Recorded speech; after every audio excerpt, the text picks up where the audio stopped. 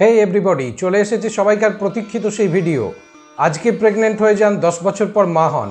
আর এই বিষয়টা সকলকে খুব চমকে দিয়েছিল। আমাকে তো অনেকে ব্যক্তিগতভাবে টেক্সট করেছে যে ব্যাপারটা কি একটু বুঝিয়ে বলুন তো। বললাম কেন, বলেছি তো আমি যে চ্যানেলে ভিডিও আসবে। তো সেই প্রতীক্ষার অবসান, চলে এসেছে আজকে সেই ভিডিও, এবং আমি ডিটেলে বর্ণনা করে বলবো যে অ্যাকচুয়াল রহস্যটা কি। তার আগে আমি বলি যে এই পদ্ধতি, যেটা মানুষের মধ্যে প্রথম প্রশ্ন জাগে যে কবে থেকে এমন হলো, না কবে থেকে 1980 সাল থেকে চিকিৎসা বিজ্ঞানীরা এই পদ্ধতির প্রথম সূচনা ঘটান এবং এমব্রায়ো ফ্রিজিংয়ের রাস্তায় যাওয়া হয়। তো তার আগে আমাদেরকে জেনে নিতে হবে যে এমব্রায়ো জিনিসটা কি, তারপর তো তাকে কিভাবে ফ্রিজ করব। যারা বায়োলজি পড়েছেন তারা বলবেন, না মশাই এমব্রায়ো মানে তো জানি। তো জানেন তো খুব ভালো কথা, একটু আমাদের থেকে আরেকটু ডিটেলে জেনে নিতে অসুবিধা কি আছে? শেখার জানার কোনো শেষ নেই। তো চলুন পুরো ভিডিওটা আমরা আগে ডিটেলে দেখে নিই এবং সুন্দরভাবে আলোচনাটা আগিয়ে নিয়ে যাই সকলকে সাথে নিয়ে। তো দেখুন, আমরা এখানে চলে এসেছি একটা ডায়াগ্রাম নিয়ে। এই ছবিটি এঁকেছে আমারই ছাত্রী অঙ্কিতা শ্যাম, এবং এখানে আমরা যে জায়গাগুলো দেখতে পাচ্ছি সেইগুলো আমরা একটু ডিটেলে আলোচনাটা করে নিই। প্রথমে এই যে জায়গাটা, এই জায়গাটাকে আমরা বলি ভ্যাজাইনা।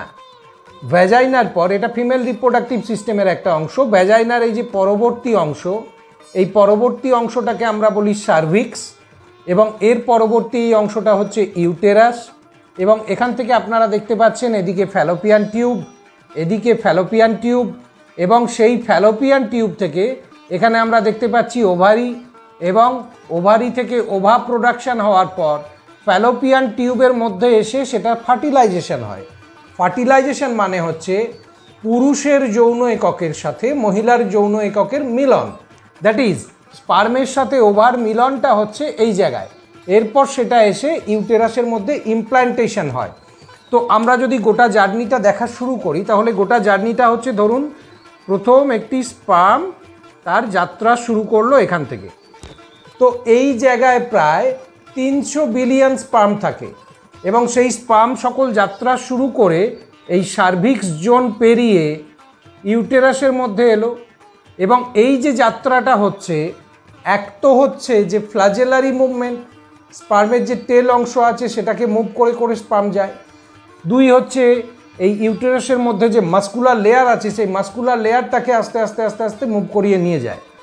এরপর সেটা যখন এই মিটিং প্লেস ফ্যালোপিয়ান টিউবের মধ্যে আগে থেকেই এই ওভারি থেকে আসা একটা ওভা এখানে ওয়েট করতে থাকে, এর মধ্যে গিয়ে যখন স্পার্মটা মিলিত হবে তখন সেখানে হলো ফার্টিলাইজেশন। সেই মহাজাগতিক ঘটনা যার মধ্যে দিয়ে সৃষ্টি হলাম আমি, আপনি, জীবকুলের প্রত্যেকটি জীব, এইভাবে সৃষ্টি হচ্ছে। এরপর কি হচ্ছে না, এখানে যে ফার্টিলাইজড এগটা তৈরি হলো, দ্যাট ইজ জাইগোট, এরপর এটা আস্তে আস্তে আস্তে আস্তে নিচের দিকে নেমে আসবে, এবং এই ঘটনার পর আপ টু 6 উইক অবধি এটাকে আমরা বলছি এমব্রায়ো। এটা বিভিন্ন দশার মধ্যে দিয়ে যেতে থাকবে। তো সেই এমব্রায়ো এসে এবার এই ইউটেরাসের গায়ে এখানে ইমপ্ল্যান্ট হবে। এখান থেকে এটা নেমে আসবে নিচে অংশ অবধি, অর্থাৎ ইউটেরাস অংশ অবধি, বাই সিলিয়ারি মুভমেন্ট। প্রথমটা এখানে আছে সিলিয়া, তো সেই সিলিয়ার মধ্যে দিয়ে যখন সে আসবে ফ্যালোপিয়ান টিউবের মধ্যে দিয়ে, সেখানে প্রচুর সিলিয়া আছে, সেই সিলিয়ার সাহায্যে সিলিয়ারি মুভমেন্ট দিয়ে সে নেমে আসবে। এবং পরবর্তী ধাপে এখানে ইউটেরাসের ক্রমসংকোচন প্রসারণ, যেটা মাস্কুলার মুভমেন্ট, তার সাহায্যে সে এসে এখানে ইমপ্ল্যান্ট হবে। এরপর একটা সুস্থ স্বাভাবিক বাচ্চার জন্ম হবে। তো এখন প্রশ্ন হলো, এই যে এমব্রায়ো ফ্রিজিং করা হবে, সেই এমব্রায়োটা কি এখান থেকে কালেক্ট হবে না এখান থেকে কালেক্ট হবে, সেই ডিটেলটা আমরা বুঝে নেব, এবং তারপর তাকে কীভাবে ফ্রিজ করা হবে সেই জায়গাটাও আমরা আলোচনার মাধ্যমে জেনে নেব। তাহলে এতক্ষণে আপনারা বুঝে গেছেন যে এমব্রায়োটা প্রোডাকশন হচ্ছে কি করে। এইবার বাকি আলোচনায় আমরা যাব, দয়া করে চ্যানেলের সঙ্গে থাকুন। তো বন্ধুরা, এতক্ষণে আমরা বুঝে গেছি যে এমব্রায়োটা তৈরি হয়েই গেছে। এবার ডক্টররা এই জায়গায় কি করেন না, ডক্টররা ল্যাবরেটরিতে কৃত্রিমভাবে এমব্রায়োটাকে প্রডিউস করেন। কিভাবে না, একটা জিনিস আমরা খুবই শুনেছি, দ্যাট ইজ IVF, অর্থাৎ স্পার্ম নেওয়া হলো, ডিম্বাণু নেওয়া হলো, এবং ডিম্বাণুটাকে সিম্পলি কি করা হলো, স্পার্মের এরিয়ার মধ্যে রাখা হলো, তারপর সেটা ফার্টিলাইজড হলো। এটা ল্যাব কন্ডিশনে করা হচ্ছে। তারপর সেই ফার্টিলাইজড যে ওভা, সেই ফার্টিলাইজড ওভা, সেখানে একাধিক ওভাকে হয়তো এরকমভাবে ফার্টিলাইজড করা হলো। তারপর সেগুলো ডাক্তাররা কালচারের মধ্যে রাখলেন, এমব্রায়োলজিস্ট যিনি আছেন খুব গভীরভাবে খেয়াল করলেন কোনটার গ্রোথ সবথেকে ভালো, কোনটা সবথেকে হেলদি এমব্রায়ো হয়েছে, তারপর সেটাকে ফ্রিজ করার রাস্তায় গেলেন। That is known as IVF, in vitro fertilisation. এরপর যদি আমরা সেকেন্ডটা বলি, সেটা হচ্ছে ICSI। সেটা কি না, ইন্ট্রাসাইটোপ্লাজমিক স্পার্ম ইনজেকশন। এক্ষেত্রে একটি সিঙ্গেল স্পার্মকে ওভার মধ্যে ইনজেক্ট করে দেওয়া হবে, দিয়ে ফার্টিলাইজেশনটা ঘটানো হবে। এবং সেখান থেকে ডক্টররা এর আগে কী করেন না, সবথেকে হেলদি ওভার এবং সবথেকে হেলদি স্পার্মকে নিয়ে এই কাজটি করেন, দিয়ে যে এমব্রায়ো প্রডিউস হলো তাকে এবার ফ্রিজ করার রাস্তায় যাবেন। তাহলে আমরা দেখলাম এখানে ফার্টিলাইজেশনটাই করা হচ্ছে কৃত্রিমভাবে, এবং এই প্রসেসের মধ্যে দিয়ে যে যে এমব্রায়ো প্রডিউস হলো সেই এমব্রায়োটাকে এরপর সংরক্ষণ করে রাখা হবে। এই সংরক্ষণটা কতদিন অবধি করা যেতে পারে না, প্রথম এরকম সংরক্ষণ আমি বললাম যে 1980 সাল থেকে এই পদ্ধতিটি চালু হয় এবং ডক্টররা এই চেষ্টা চালাতে থাকেন।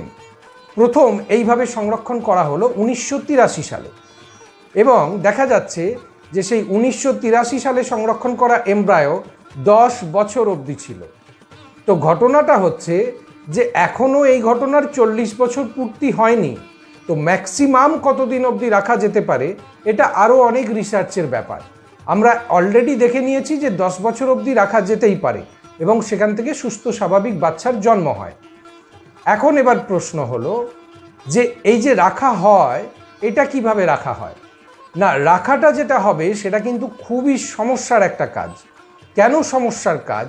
দেখুন, একটা নতুন প্রাণ যখন সৃষ্টি হলো তার মধ্যে কিছু জলীয় অংশ তৈরি হলো। এই জলীয় অংশ যখন আমরা এটাকে একেবারে বলছি ফ্রিজ করছি, মানে সেটা বরফ হচ্ছে এবং সেখানে জলীয় অংশগুলো আইস ক্রিস্টাল তৈরি করে। আর আইস ক্রিস্টালগুলো আপনারা জানেন একটা টাইম পর ভেঙে যায়। যেই ভেঙে যাবে সাথে সাথে হবে কি, সেই এমব্রায়োটাকে বাস্ট করিয়ে দেবে। তো এটা রাখাটা ভীষণ একটা ক্রিটিক্যাল ব্যাপার। এখানে ডক্টররা ফ্রিজ করার জন্য দুরকম ফ্রিজিং প্রসেস নিলেন। একটা স্লো ফ্রিজিংয়ে ধাপে ধাপে ধাপে ধাপে ওয়াটার কন্টেন্টকে কমিয়ে জিনিসটাকে ফ্রিজ করা হচ্ছে। এটা খুব টাইম কনজিউমিং এবং এক্ষেত্রে আরও সমস্যা যেটা হচ্ছে, যে ক্ষেত্রে খরচটা অনেক বেড়ে যায়, যত দিন যায় খরচের জায়গাটা তত বেড়ে যায়।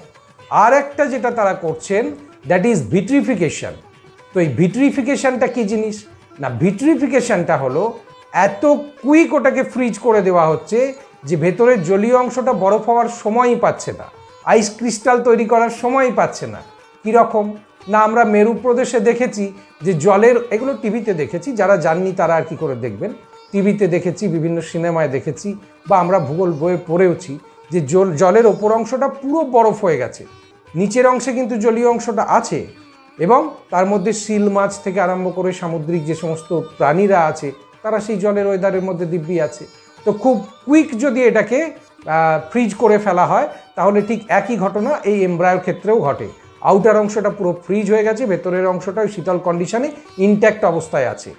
এর সুবিধাটা কি না, এর সুবিধা হচ্ছে যে এটা খুব অল্প সময়ে হয়ে যায়, এটার ক্ষেত্রে খরচাও তুলনামূলকভাবে কম, এবং এক্ষেত্রে এরপর এই যে জিনিসটা, এটাকে বলা হচ্ছে অ্যাকচুয়ালি ক্রায়োপ্রিজার্ভেশন। ক্রায়োপ্রিজার্ভেশনটা এবার কীভাবে করা হচ্ছে না, এবার এই সমগ্র জিনিসটাকে লিকুইড নাইট্রোজেনের মধ্যে খুব সাবধানে রেখে দেওয়া হবে, এবং সেটা আমি আগেই বলে এলাম যে 10 বছর অবধি রাখা হয়। তো এখন আপনাদের মনে প্রশ্ন জাগবে যে এই যে রাখা হচ্ছে টেম্পারেচার ঠিক কত? টেম্পারেচার হচ্ছে -321 ডিগ্রি ফারেনহাইট।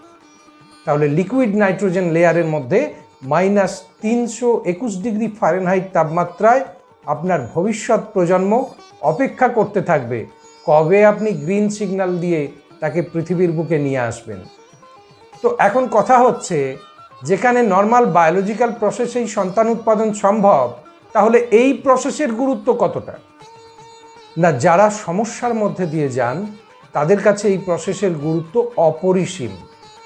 ধরুন দেখা গেল যে কোনো একটা মানুষ তার ওভারিতে কোনো জটিলতার কারণে আগামী দিনে তার ওভারি কেটে বাদ দিতে হবে, অপারেশন করতে হবে। তো তিনি কি করবেন? যতদিন তিনি ওভারি দুটির মালকিন, তার মধ্যে তিনি যে ওভার প্রোডাকশন করবেন তাকে ফার্টিলাইজড করে এইভাবে এমব্রায়ো তৈরি করে রেখে দিতে পারেন। দেখা গেল কোনো একটা মানুষ বিবাহিত এক দম্পতির ক্ষেত্রে দেখা গেল যে দুর্ভাগ্যক্রমে মহিলার মধ্যে ক্যান্সার প্রবণতা ধরা পড়েছে এবং তাকে আগামী দিনে কেমোথেরাপিতে যেতে হবে। তার আগে তিনি কি করলেন না, এইভাবে এমব্রায়ো প্রিজার্ভ করে রেখে দিলেন। এরপর তিনি যেদিন সুস্থ হবেন, যখন সন্তান ধারণের স্বাভাবিক ক্ষমতা ফেরত আসবে, তখন ওই সুস্থ এমব্রায়োকে তিনি তার শরীরে ইমপ্ল্যান্ট করবেন এবং আস্তে আস্তে একটা সুস্থ স্বাভাবিক সন্তানের জন্ম দেবেন। যদি তিনি সক্ষম নাও হন, সারোগেট মাদারের সাহায্য নিয়ে নিজের সন্তানকে তিনি পৃথিবীর আলো দেখাবেন আরেকটি মায়ের সাহায্য নিয়ে। তো এরকম নানান কমপ্লিকেশন হতে পারে। কিছু মানুষের ক্ষেত্রে কি হতে পারে, অফিসের তুমুল ব্যস্ততা, এত ব্যস্ততা যে তিনি সময় পেয়ে উঠছেন না, সন্তান লালন পালন করবেন কি করে। আবার এদিকে সময় পেরিয়ে গেলে যে ওভা তিনি প্রডিউস করছেন, কালক্রমে সেই ওভা হয়তো ততটা ভালো, ততটা সক্ষম হবে না। এবং পুরুষের ক্ষেত্রেও একই কথা, যে স্পার্ম তিনি প্রডিউস করছেন সেই স্পার্মের গুণগত মান কমতে থাকবে। তো সময় থাকতে থাকতে বাচ্চাটা নিয়েই নিলাম, এরপর তাকে জন্ম দেবো যখন আমরা মোটামুটি স্টেবল কন্ডিশনে এসেছি, 2 বছর 5 বছর 6 বছর 7 বছর, নিজস্ব একটা ফ্ল্যাট হয়েছে কি নিজস্ব একটা বাড়ি হয়েছে, নিজস্ব একটা অ্যাটমসফিয়ার তৈরি হয়েছে যেখানে আমরা আমাদের মতো করে আমাদের বাচ্চাকে বড় করে তুলতে পারবো, সেরকম পরিবেশ পরিস্থিতিতে তাকে আনতে পারবো, সেই দিন তাকে জন্ম দেবো। একদম যাতে তার চারপাশে, কারণ প্রত্যেকে তার নিজের সন্তানকে ভীষণ ভালোবাসেন, তো তার জন্য এই ভাবনা, তার ভবিষ্যৎটাকে ভালো করার ভাবনা থেকে কোনো মা বাবা যদি এই সিদ্ধান্তটা নিয়ে থাকেন, খুব আপত্তির আছে কি? আমি জানি না সমাজ কিভাবে নেবে, বিশেষ করে বঙ্গ সমাজ কিভাবে নেবে, কোনো ভ্রুকুটির সম্মুখীন হতে হবে কি না। কিন্তু আমার ব্যক্তিগতভাবে মনে হয় দুটো মানুষ তাদের ভবিষ্যৎ প্রজন্মকে নিয়ে খুব সুন্দর সুখে শান্তিতে জীবন কাটাতে চাইলে আশা করি সমাজের কিছু বলার নেই, কারণ জীবনটা তো একান্তভাবে তাদের নিজেদেরই। আপনারা কি মনে করেন, এক্ষেত্রে সমাজের কি ব্যঙ্গ দৃষ্টি দেওয়া উচিত নাকি ভীষণভাবে এই মানুষগুলোকে সাপোর্ট করা উচিত? আপনারা কি মনে করেন অবশ্যই জানাবেন কমেন্ট বক্সে। আর ভিডিও কেমন লাগলো সেই জায়গাটা আমাদেরকে অবশ্যই জানাবেন। তবে যাবার আগে আরও কটা কথা বলে যাই। অনেকের মনে হয়তো প্রশ্ন ঘুরছে, এর কি কোনো সাইড এফেক্টস নেই? আপনি তো সাইড এফেক্টসের কথা বললেন না। এবার আসি সেই সাইড এফেক্টসের কথায়। এমনিতে এই প্রসেসের মধ্যে দিয়ে যে সন্তান উৎপাদিত হয়, একদম সুস্থ স্বাভাবিক সন্তান এখনও অবধি সমস্ত স্টাডিতে, এবং 2016 সালে এর উপরে লাস্ট যে স্টাডি হয়েছে তাতেও দেখা যাচ্ছে সম্পূর্ণ সুস্থ স্বাভাবিক এবং নর্মাল বায়োলজিক্যাল প্রসেসের মধ্যে উৎপাদিত সন্তানের থেকেও কখনো কখনো আরও শক্তিশালী বাচ্চা এখানে তৈরি হয়ে থাকে। কিন্তু মজা হলো, যখন মায়ের শরীর থেকে ওভা কালেকশন করা হয়, সেক্ষেত্রে ডক্টররা তাকে বেশ কিছু হরমোনাল থেরাপির মধ্যে দিয়ে নিয়ে যান, কারণ একটা ওভা তো নয়, একসাথে মাল্টিপল ওভাকে ম্যাচিওর করিয়ে কালেক্ট করা হয় এবং তার শরীরে হরমোন ইঞ্জেকশন দেওয়া হয়, FSH হরমোন ইনজেক্ট করা হয়, যাতে অনেক বেশি ওভা একসাথে প্রডিউস হয়। তার মধ্যে হেলদি ওভাগুলোকে ডক্টররা আইসোলেট করবেন। এই ওভা কালেকশানের পর মায়ের শরীরে বেশ কিছু জটিলতা দেখা যেতে পারে। পেটের মধ্যে একটা ভাব অনুভূত হতে পারে, পেটের মাসল, অ্যাবডোমিনাল মাসল যেগুলো, সেগুলোতে ক্র্যাম্প হতে পারে। তার সঙ্গে হচ্ছে যেটা, যে পেটের মধ্যে একটা অস্বস্তি হতে পারে, পেটের মধ্যে ব্যথা হতে পারে, কখনো কখনো জেনিটাল অংশ দিয়ে ব্লিডিং হতে পারে। এতে ভয় পাওয়ার কোনো কারণ নেই। অনেকের ক্ষেত্রে অ্যালার্জিক কিছু রিয়াকশান দেখা যেতে পারে। কনসাল্ট ইওর ডক্টর, যিনি কাজটা করেছেন, এবং এগুলো খুবই সাময়িক একটা রিয়াকশান, 2-3 দিনের মধ্যে সব কিছু নর্মাল হয়ে যায়।